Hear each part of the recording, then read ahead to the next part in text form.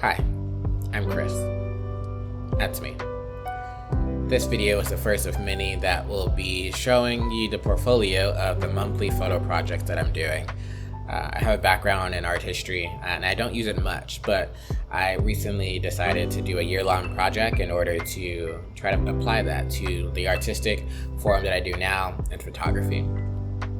This video will cover the month of February, and the project I did for that month was silhouettes. So let's get started. Silhouettes have always intrigued me, not just as a visual effect, but as a way of seeing. I focused on silhouettes as both technique and metaphor, the art of showing shape while leaving everything else unsaid. As with every chapter of this series, I began with a question: can this art technique be applied to photography? What does it do to the eye and to the imagination when the subject is hidden in the shadows? I wanted to explore how silhouettes allow us to recognize something or someone without actually seeing them, and what kind of message these shadows portray. A silhouette, in essence, is the absence of light in the presence of form. Technically, it's created by placing a subject in front of a bright background and exposing for that background, rendering the subject dark, sometimes pure black and devoid of surface detail. This means the eye has nothing to focus on but contour and posture and relationship to the light behind it. Silhouettes have a surprisingly rich and layered past. The term itself is a bit of a joke, named after Etienne de Silhouette, a French finance minister in the 1700s known for his austerity. During his time in office, simple paper cutouts became a cost-effective alternative to painted portraits, and the form took on his name as a kind of satirical shorthand for cheap art. But the silhouette predates Etienne. Ancient shadow puppetry in China, Greek vase painting, and even prehistoric cave art all hinge on the idea of communicating with shape and contrast. In modern and contemporary art, silhouettes have re-emerged with power and complexities. Kara Walker's large-scale paper installations are perhaps the most notable. She uses the form's simplicity to stage deeply charged scenes about race, and gender, and violence, revealing how much history lives in the shadows. Her work, like the best silhouettes, forces us to ask, what are we not seeing and why?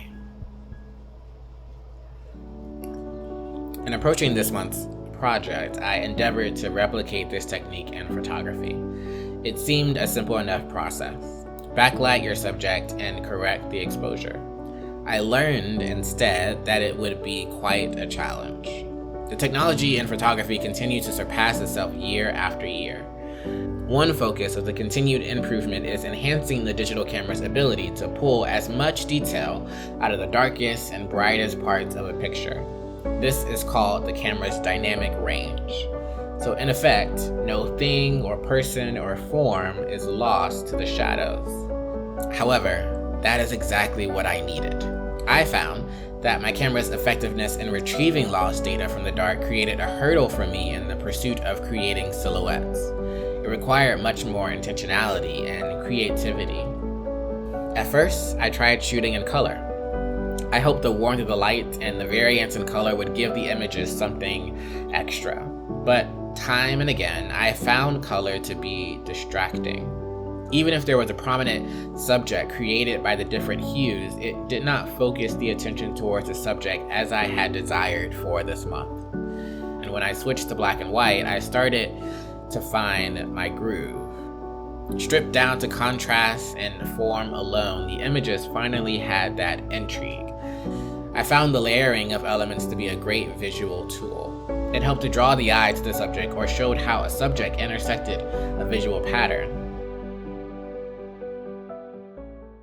My favorite professor during my schooling in art history was adamant that the descriptive postings you find next to an image or painting in a gallery were a huge disservice to the audience of an artistic piece.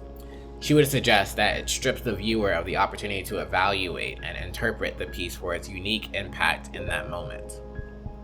While I practice creating silhouettes. I saw this technique to be a wonderful expression of that philosophy. It purposely takes away any final chapter, removes any identifying characteristics, and leaves you with a message. A message in whose voice and intonation and reflection change with each peering eye.